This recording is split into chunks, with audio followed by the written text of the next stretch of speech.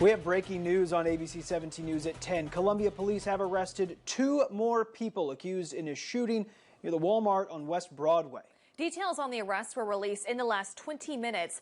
20-year-old Shaquille Midget and 23-year-old Marquand Midget are currently being held in Boone County Jail. Both men could face some assault charges. No one was hurt in the shooting.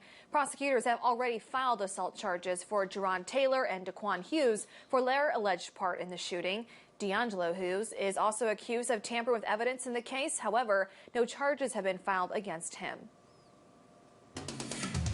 Columbia residents say they have concerns about the amount of resources provided to the homeless population. That's all according to a survey the city's Housing Commission reviewed today. ABC 17's Victoria Bragg was at that meeting tonight. Victoria, Commission leaders discussed the results of that survey and how to move forward on spending city money on it. Deb, Lucas, that meeting just wrapped up not too long ago. Leaders say they are prioritizing the feedback from the public on those topics. Now, that survey is supposed to help the city decide how to spend over $1.5 million of federal funds. Now, citizens say they want to see more assistance provided to those in need. 3 weeks ago, the Columbia Housing Programs Division asked the public to participate in a survey to identify community needs. Top priorities included resources for the homeless and affordable housing. Over 65% voted rental vouchers were needed for the homeless community. Over 73% said that the city needed a 24-hour center to provide services and help to the homeless. 73% high rating. So I don't think it leaves a lot to the imagination what the need is. But I think it goes beyond just this commission. I think it's something that the city and all the commissions that are involved in see this, the public see it, the commissions hear about it, and I think it takes more than perhaps just this commission. Citizens who provided public comment said they wanted to see a 24-hour facility to provide more assistance to the homeless population. Leaders say they believe it needs to be a collaborative effort with other city and commission leaders to find a way to make that happen. A homeless facility. You know, it's just shouting out to us. This is what the need is, and I think perhaps, Tim, you know, this is something that the staff could take beyond just this commission. As commission leaders continue to discuss those needs, the Salvation Army says they're continuing to provide assistance for those who are in need and who need help. Reporting live in Columbia, I'm Victoria Bragg, ABC 17 News. University of Missouri curators voted to pass a tuition increase for students by 5%. In-state students can now expect to pay $15 more per credit hour, while credits for out-of-state students will increase by $46. A spokesperson for the school tells us the move was made in an effort to provide students with more resources to succeed. Curator David Steelman was the only vote against. He says he's concerned the increase might deter students from picking Mizzou. And I worry that this is all part and nobody's fault, as part of an ongoing move that will end up driving kids more into community college and less from the Mizzou experience. The increased tuition will be in place for the start of the fall semester. And also at its meeting, the UM Board of Curators unanimously voted to approve the new indoor football facility. MU will break ground on the more than $33 million project as soon as possible. Workers have already begun clearing out trees behind Lot C, right next to the south end zone facility at Faurot Field. The project is expected to be completed by December of 2022. Warmer temperatures and chances for scattered storms are slated for tomorrow. Storm Track Chief Meteorologist Jessica Hafner is tracking the next round of rain chances. Hey, Jess. Hey, yeah, we do have a little bit of rain on the radar this evening, and we will have a chance for a couple storms tomorrow, but most of the area is going to end up dry once again. We'll start to really dry things out by the weekend as high pressure gets overhead and really starts to warm us up. It's going to feel more like summer next few days as temperatures will be creeping into the 80s. Even with this chance of a few showers and storms the next 2 days, we'll have plenty of dry time, and that humidity looks like it's going to stick around for the weekend. Wanted to show you a look of the radar. We have some light rainfall, mainly south of I-70 at this time, with some of that light rainfall coming down for Jefferson City.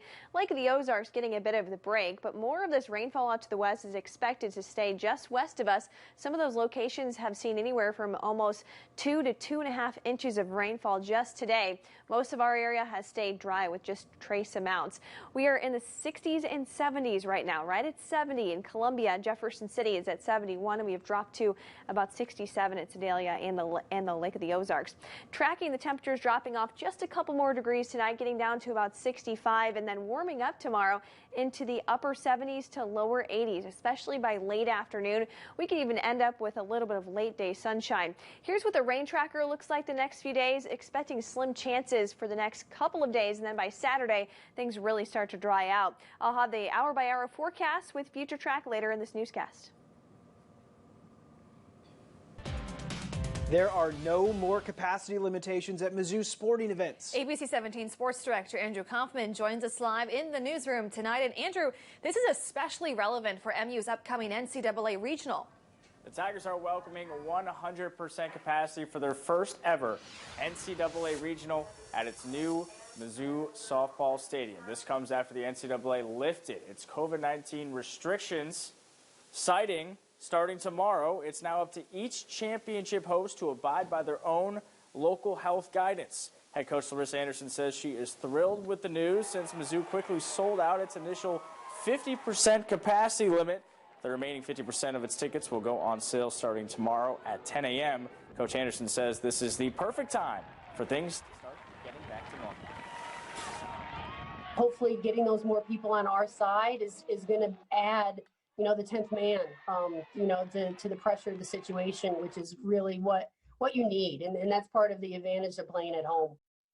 Mizzou opens up NCAA regional action on Friday at 3:30 against the University of Illinois Chicago. Reporting live in the newsroom, Andrew Kaufman, ABC 17 News. Some senior living communities in Columbia are now operating with open dining areas and allowing visitors. Those communities say this is because of vaccination rates continuing to increase and the local health order expiring. ABC 17's Chanel Porter checked in with senior communities who have been operating with strict guidelines for the past year. It was announced today that 40% of Missourians have started the vaccination process.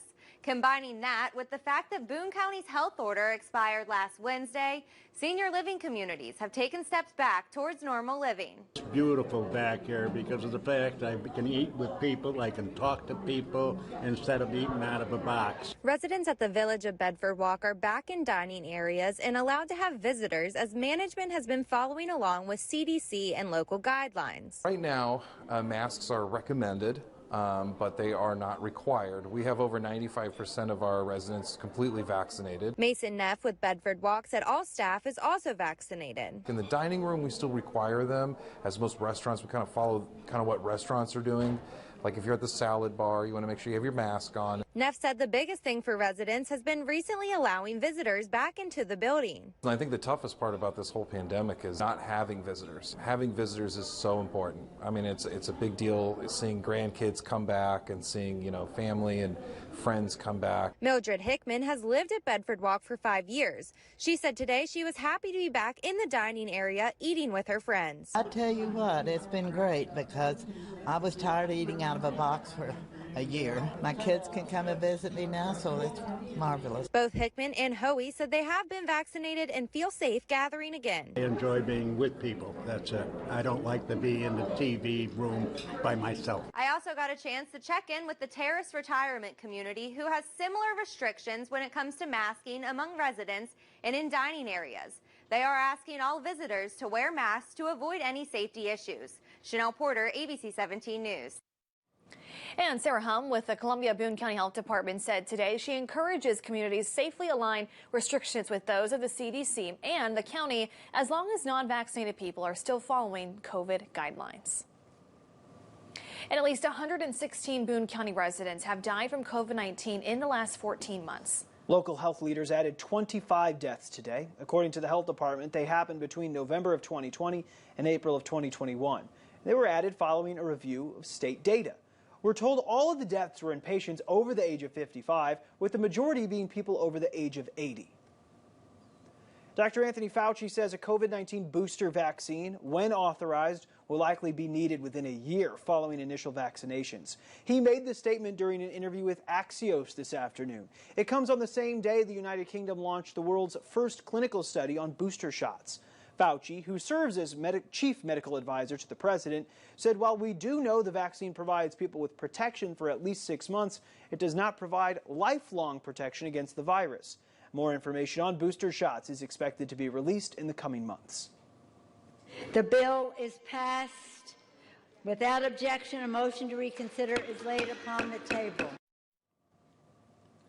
In the last few hours, the United States House voted to create an independent commission on the January 6th riots at the Capitol. The bill passed in a 252 to 175 vote, with 35 Republicans voting with Democrats.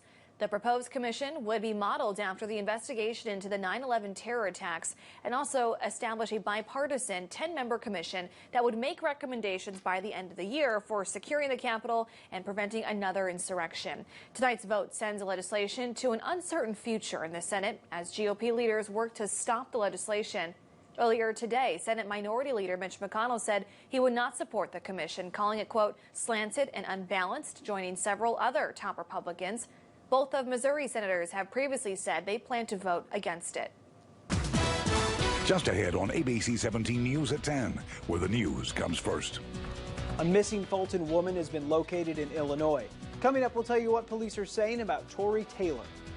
And we continue to follow developments out of Gaza tonight after President Biden calls for a ceasefire between Israel and Hamas. We'll bring you the latest there. Up next, I'm tracking a chance for a few spotty showers over the next 2 days and a lot of dry time with warmer air for the weekend. I'll show you the extended future track coming up.